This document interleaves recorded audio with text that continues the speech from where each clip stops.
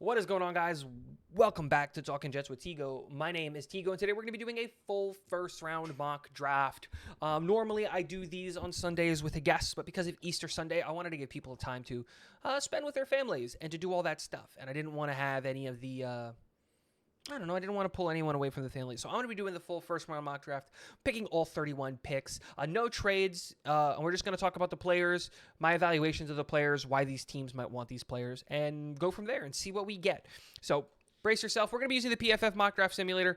We use it every time. I like the PFF mock draft simulator. I think it's the best, and I think we can easily just start the draft with the two picks that I think everybody is expecting to happen when it comes to draft day.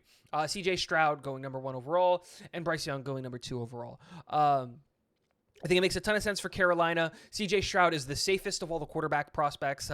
He's the most NFL ready, and he can go in and immediately run Frank Reich's system there.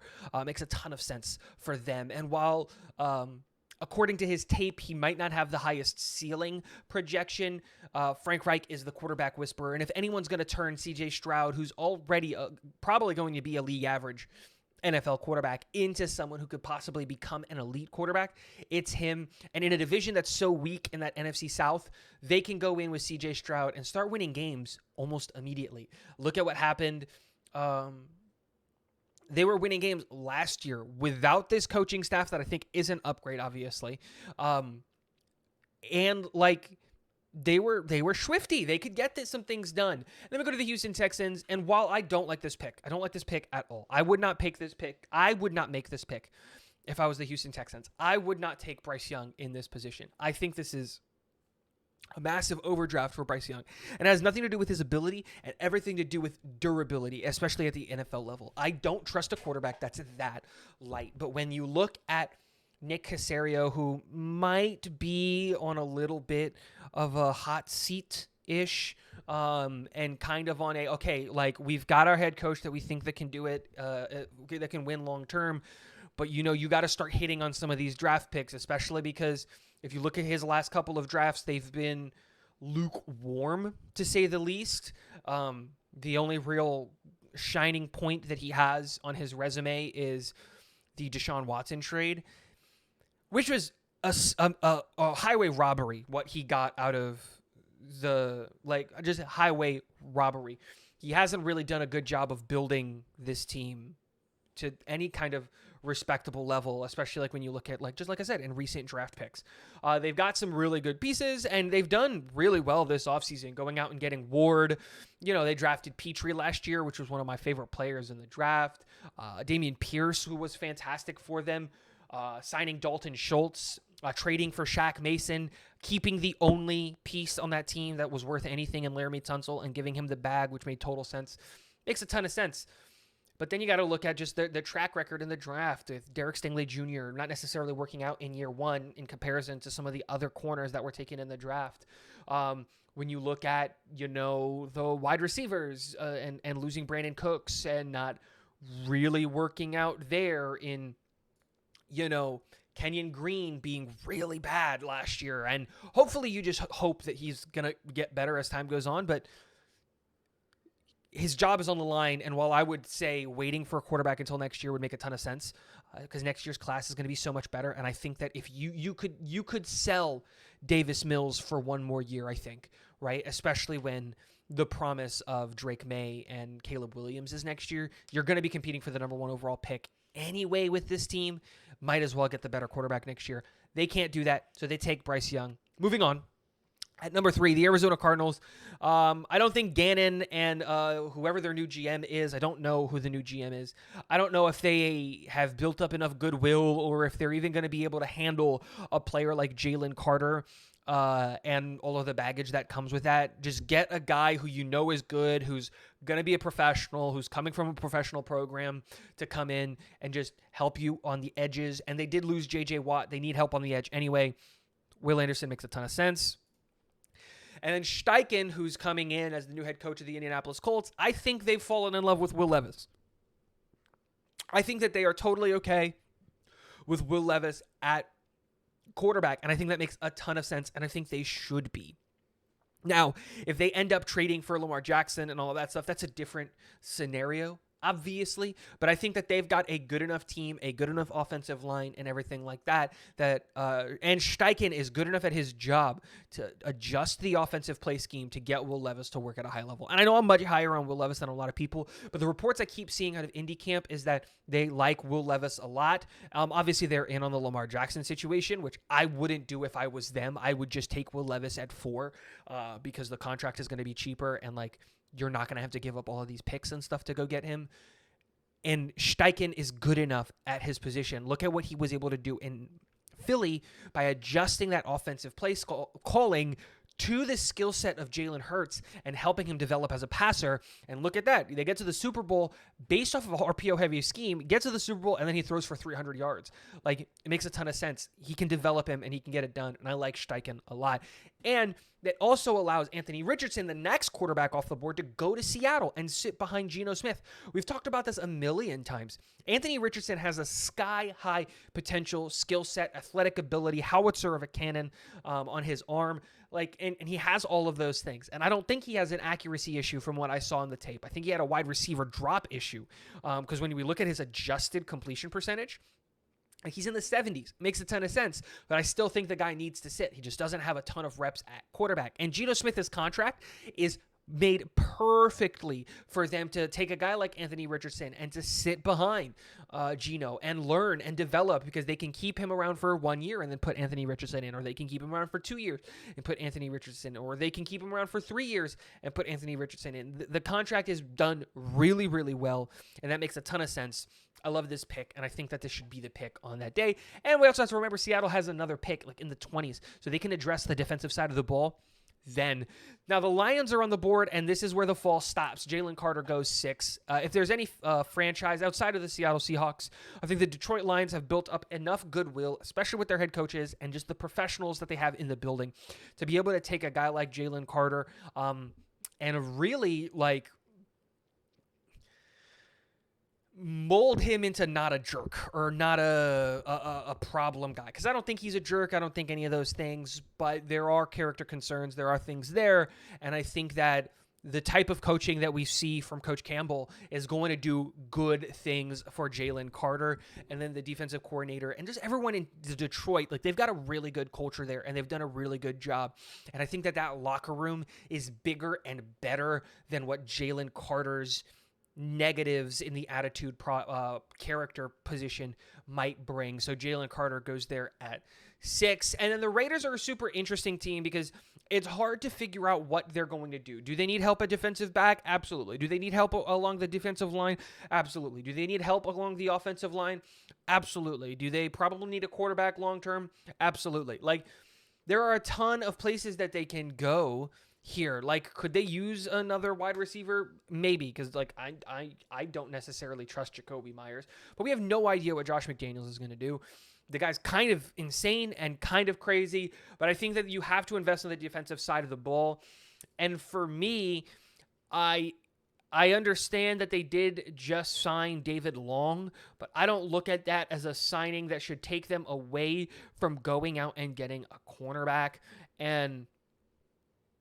But you know what? Crosby needs help on that defensive line. Max Crosby is so good. I'm going to give them Tyree Wilson. I think this makes a ton of sense for them.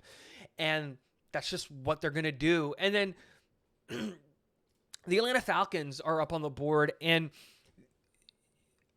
I know a lot of people aren't necessarily going to be super big fans of this pick, but I think it makes a ton of sense. I'm going to take Christian Gonzalez here, the cornerback out of Oregon. Terrell is such a good corner, but he needs help. It's it. And they went out and they got help in the form of Caden Ellis. They went out and got help in the form of Calais Campbell. They went out and got help in the form of Jesse Bates. Go out and get another corner to come in and just play at a really, really high level on the other side of AJ Terrell.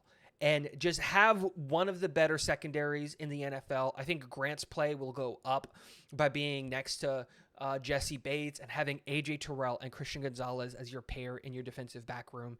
And I think that makes a ton of sense. And then you can work on helping your second-year quarterback in the later parts of the draft. Look at when you got Algier and all of those things. You've invested 2 first-round picks already in the wide receiver room and at tight end with Drake London and Kyle Pitts. You have to address other parts of the team. And while wide receiver is still a big need, you can get a wide receiver in the second round, get the cornerback because this is the best player at a position that I think of need for your team. So that makes a ton of sense. And then the Chicago Bears are another really interesting team because they went out and they gave a ton of money to a ton of players. They brought in 2 new linebackers. They brought in defensive line players. They traded and brought in wide receivers. And on paper, they've improved their offensive line because they went out and they signed Nate Davis. What I assume is the expectation is to play Tevin Jenkins at tackle. Now, what I would probably do is move Tevin Jenkins to left guard because Whitehair is 30 and Tevin Jenkins is 25, and then you can draft an offensive tackle. But I think you need to make your defense better, and here it makes a ton of sense to go somewhere along the defensive line to help your defense because you were getting scored on a ton.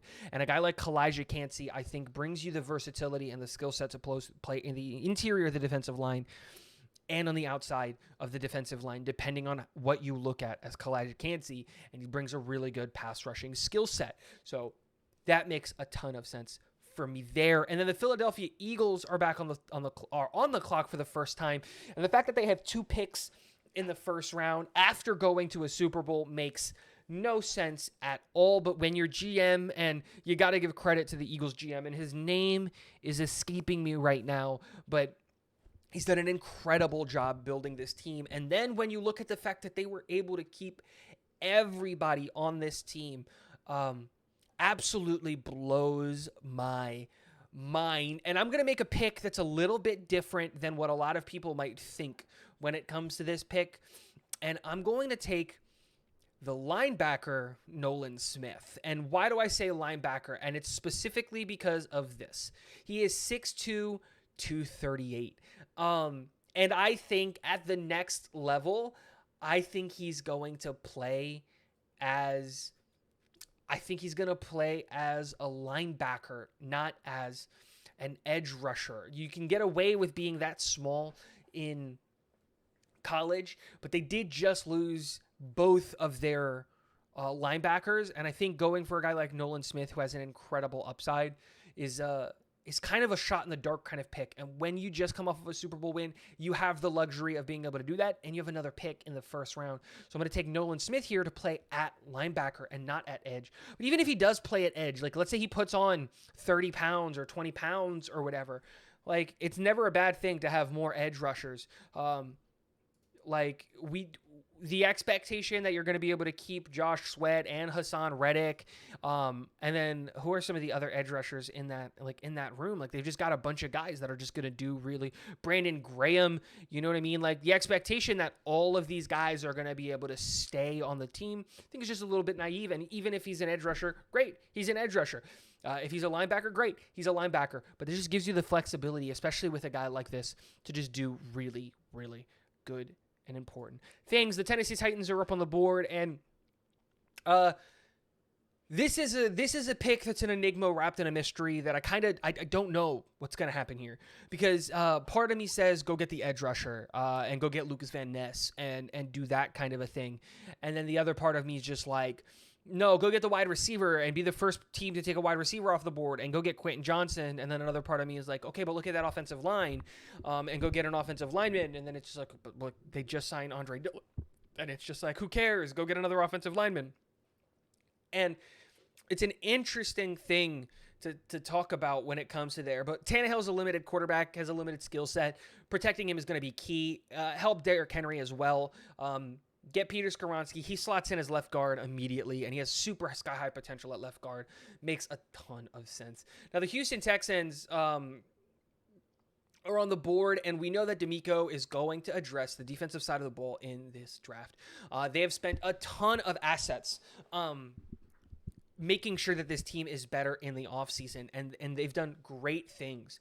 Bringing in Dalton Schultz and bringing in Robert Woods and then going out and bringing in Ward and signing Perryman and Littleton to help that linebacker room and bringing in Sheldon Rankins. And, they've done a ton of things to improve the defensive side of the ball and the offensive side of the ball. I forgot they traded for Shaq Mason and all of those things.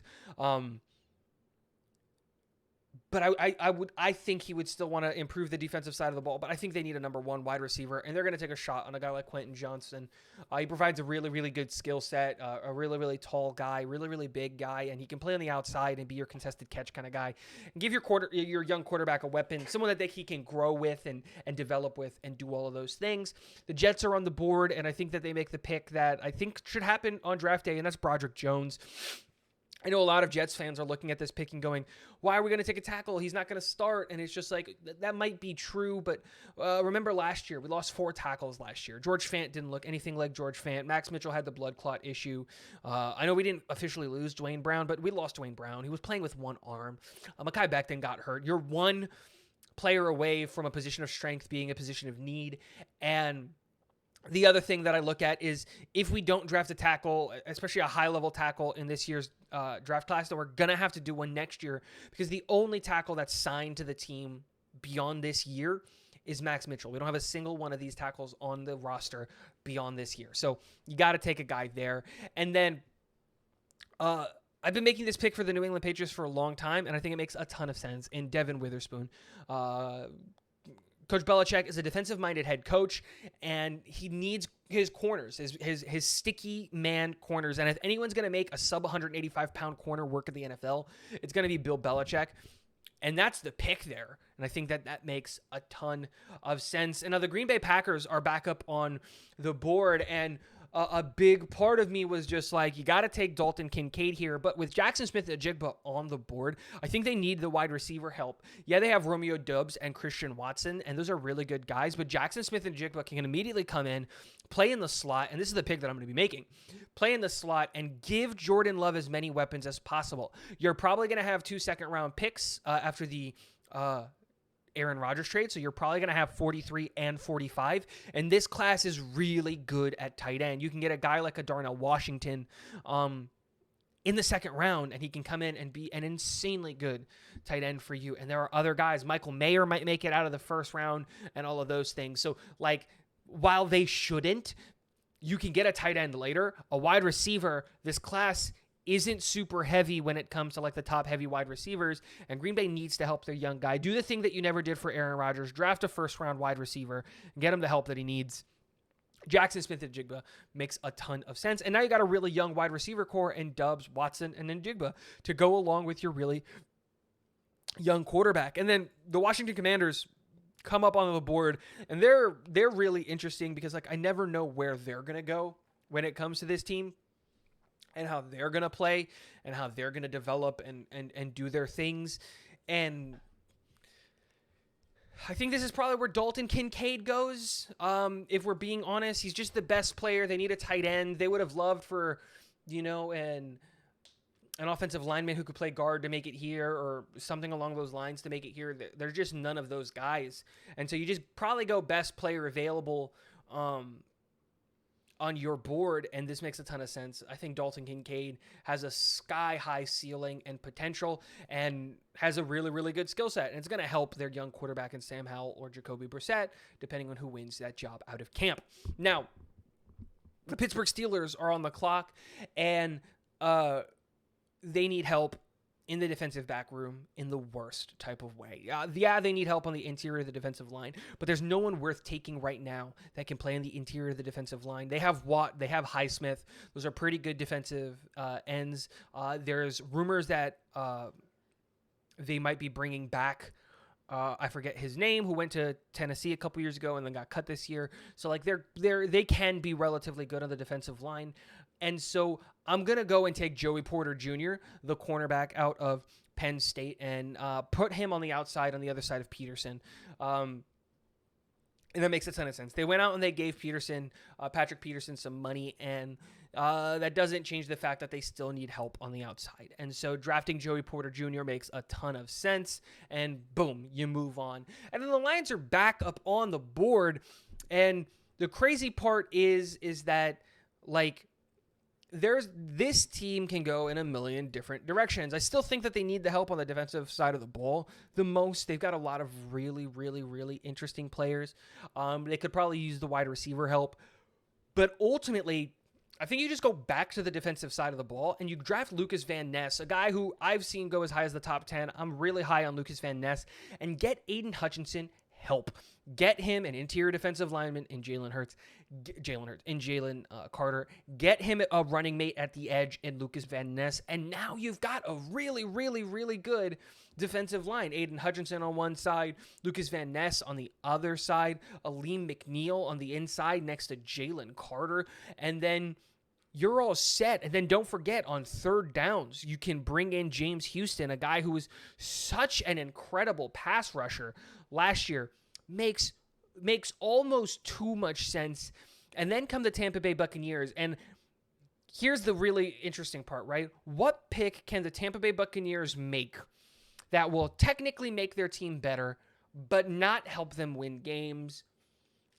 And I think that the best way to do that is by going out and getting a tight end. And I think that you do that by getting Michael Mayer. You need to recover from the post-Brady years, right? And you've got a lot of interesting players, but with Baker Mayfield as your quarterback, you're probably not going to be winning a bunch of games. And yes, with guys like Paris Johnson Jr. and Darnell Wright still on the board here, it makes a ton of sense for them to go offensive line. But if you're the GM there and if you're the owner there, you ride the high of the fact that, you know what, you won the Super Bowl a couple years ago. Go for the number 1 overall pick next year. Get yourself a Drake May, a Caleb Williams, or something along those lines, and address the offensive line next year. You can probably trade away Mike Evans or Godwin. They've got players on this team that they can trade away. Even like at the deadline, Levante David might want to get out of here to go win a Super Bowl somewhere. You know, like there are a ton of places that you can do that. And like I said, Michael Mayer is not a bad pick, but Michael Mayer isn't a win now pick. And that's the whole point. While he's going to be good in the long term, he's a pick that you're making for the quarterback that you're taking next year. Seattle is back on the board, and just like I said in the first round, you take your quarterback of the future. Now let's address the defensive side of the ball that we know needs a ton of help. And right now, I think you got to do something about your defensive line. And this is probably where you're looking at a Myles Murphy going. They need the edge help. They need the interior defensive line help. There's too many question marks on a guy like Brian Bresee for me to feel super comfortable with taking him. And so Myles Murphy comes in, insanely athletic, insanely high skill set, and then boom, you've got a great building block for your defensive line, and you move forward from there. Now the Chargers are back on the board, and this is a super interesting pick. Now, you're going to assume that the guy that you gave big money to in J.C. Jackson turns it around. Obviously, he was hurt last year and didn't play enough snaps, and you just kind of hope that the guy that you gave big money to fixes it. There's not a linebacker that's worth taking right here, like at all. They're pretty good on the offensive line, so taking an offensive lineman here, they could, right? Like, there is nothing saying that they can't improve at the right tackle position, and a guy like Darnell Wright would absolutely do that, would absolutely help them. But I think a more pressing need is finding a wide receiver that's going to stay on the field. And so I'm going to have them taking Zay Flowers here. Yes, they've got Keenan Allen. Yes, they've got Mike Williams. Yes, they've got Josh Palmer. But Mike Williams and Keenan Allen have a hard time staying on the field. They miss time. They both missed games last year, and good chunks of games, with Mike Williams missing weeks 8 to 10, Keenan Allen missing weeks 2 to 6. And you could see that the production and the team's effectiveness goes away when that happens. Zay Flower is such a dynamic wide receiver, and I love this kid, and he's going to come in and immediately add a high-level contributor to the team. Now, I recorded this video earlier today where I had the Baltimore Ravens taking a wide receiver because, like, of course they're going to take a wide receiver.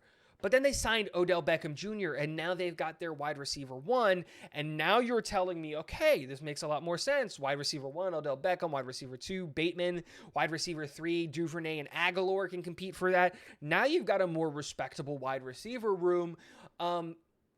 And so you got to pivot, and now let's make this defense better. Now let's address that side of the ball. And with Deonte Banks still on the board, this is probably where I'm going to go. I'm going to take the cornerback Deonte Banks, line him up next to Marlon Humphrey, who has been absolutely fantastic, and try to create one of the better, defensive back rooms in the NFL. Remember that last year they used a first-round pick on Kyle Hamilton. And so there you go. Make your defense better and hope that you get Lamar back. And if not, hope that you can win games off of the back of your defense. The Minnesota Vikings are up on the board, and they need to try to capitalize on the fact that their division on paper is getting weaker. And how do you do that is by making the parts of your team that are weak better. And the best way that you do that is you got to add something to that wide receiver room. I think that defense is fine. There's not a cornerback worth taking right here. There's not a linebacker worth taking right here. And yes, you probably need some help on the defensive line.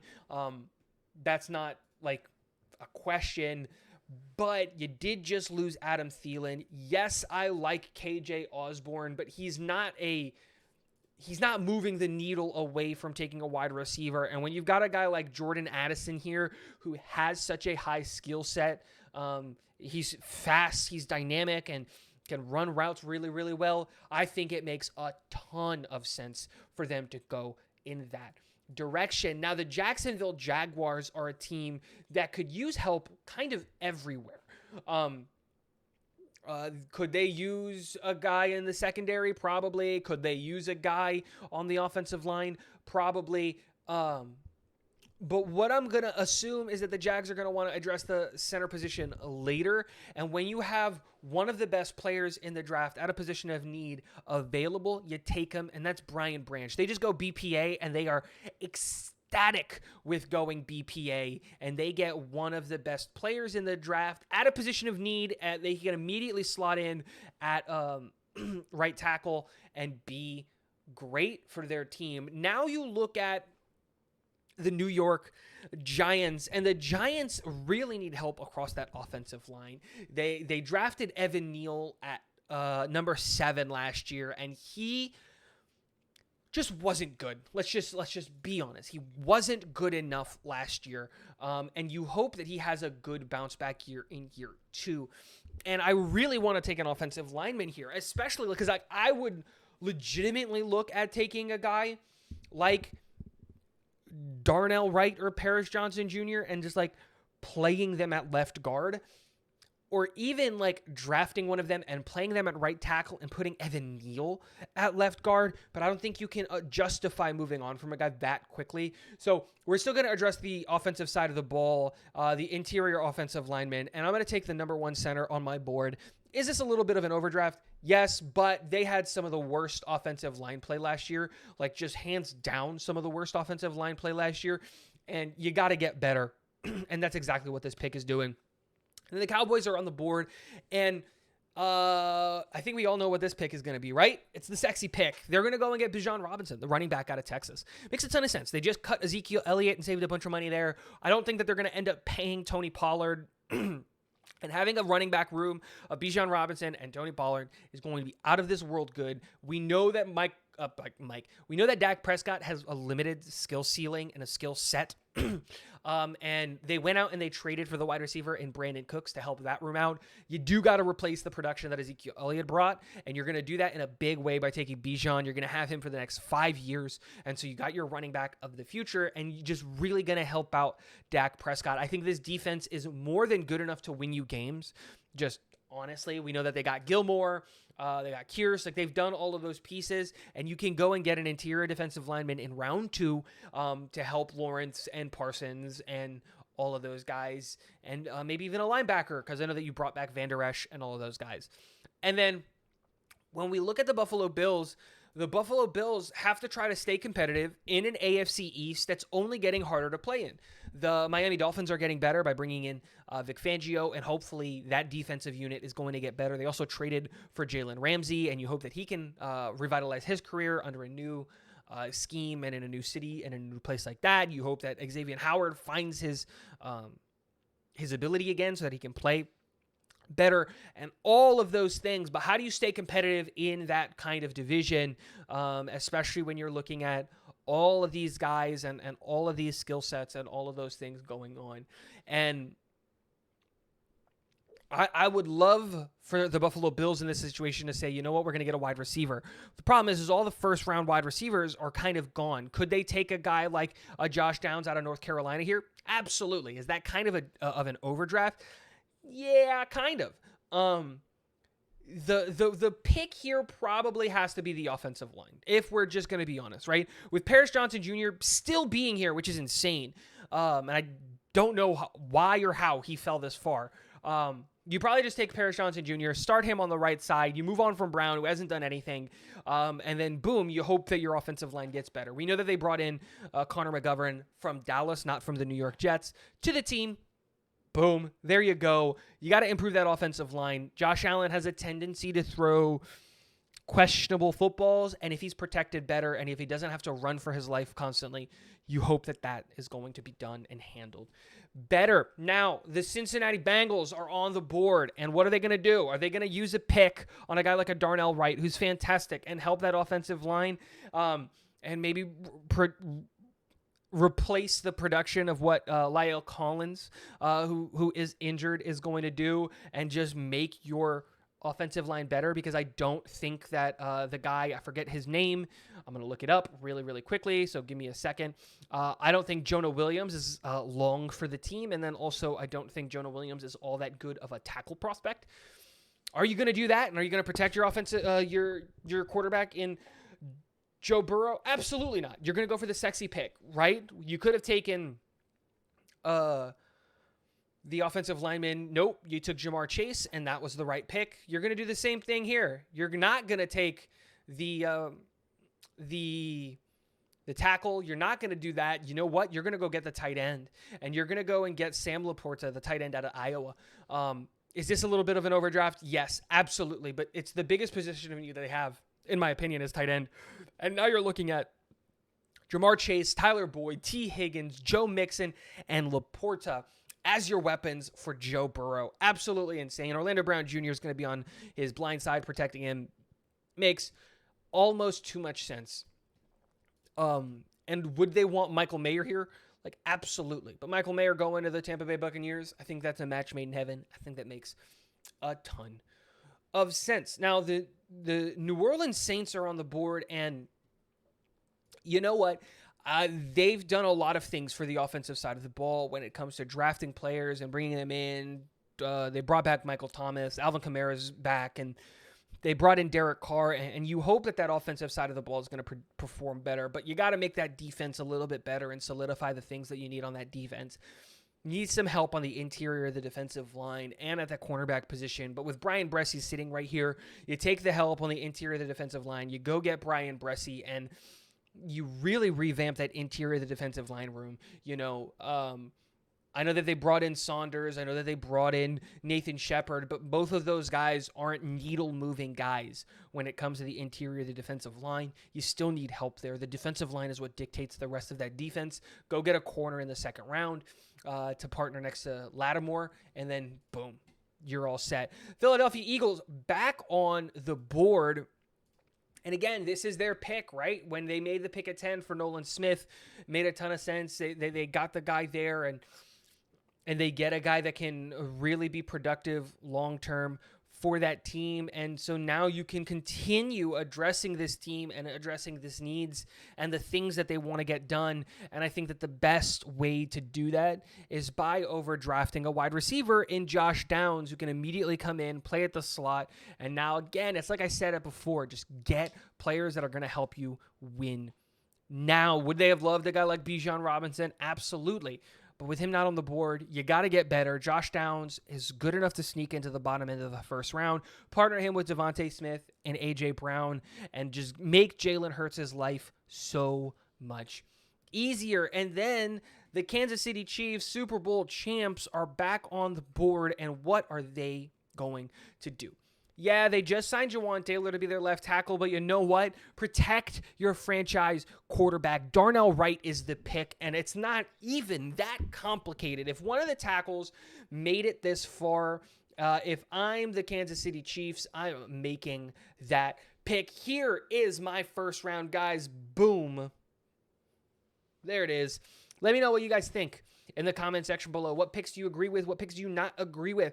What player were you surprised that fell? For me, it's the Paris Johnson Jr. The moment he made it past the Bears at 9, I really just didn't see a spot for him or a team that like desperately needed a tackle. He almost went to the